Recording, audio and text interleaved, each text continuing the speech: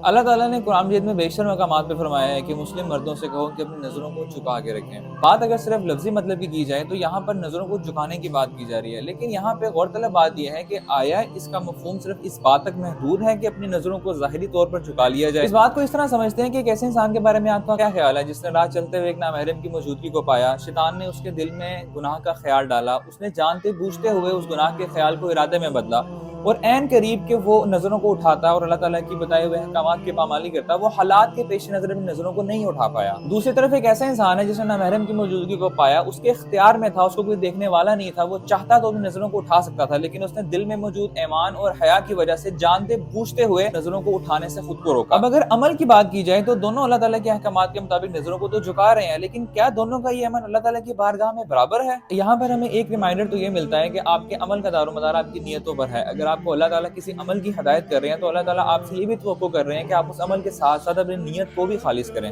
दूसरी और सबसे खास बात हमें यहाँ पर यह समझ आती है कि आपके असल ईमान के दर्जे और ईमान की ताकत का पता तब चलता है जब गुनाह आपके इख्तियार में हो, आपको भी देखने पूछने वाला ना हो और आप उस गुनाह से सिर्फ और सिर्फ खुद को इसलिए रोकें कि वो अल्लाह की रजा के लिए है और अल्लाह ताला ने आपको हदायत किया कि आप उससे खुद को रोकें। देखो कि ऐसा लम्हा हो जहाँ हम दुनिया से दूर किसी कोने में बैठे हो, हमारी हर चीज हमारे इख्तियार में हो, हर किस्म का गुनाह हमारे इख्तियार में हो, कोई हमें देखने वाला ना हो, कोई हमें पूछने वाला ना हो, वहाँ पर हम हैं और हमारा अल्लाह मौजूद है और हमारे हाथ में ये मोबाइल है जिसको हम स्क्रॉल कर रहे हैं और हमारे सामने कुछ तस्वीरें आती हैं। आपका नफ्स आपसे कहता है कि यहाँ पे रुको, इनको देखो, इनको क्रॉप करो, मजीद की ख्वाहिश में स्वाइप करो ताकि आपको मजीद से मजीद गुनाह की तरफ लेके जाया जाए। उस लम्हे के अंदर जहाँ हर चीज आपके इख्तियार में थी, आपका रद्द अमल इस चीज के ऊपर आपको बताएगा कि आपके अंदर ईमान की कितनी ताकत मौजूद है। इसी तरह आप किसी भी ऐसे मौके पे अपने आप को आजमा लें जहाँ पर गुनाह आपके इख्तियार में था, वहां पर ही आपको असल में मालूम होता है कि आपके अंदर कितनी ईमान की ताकत मौजूद है।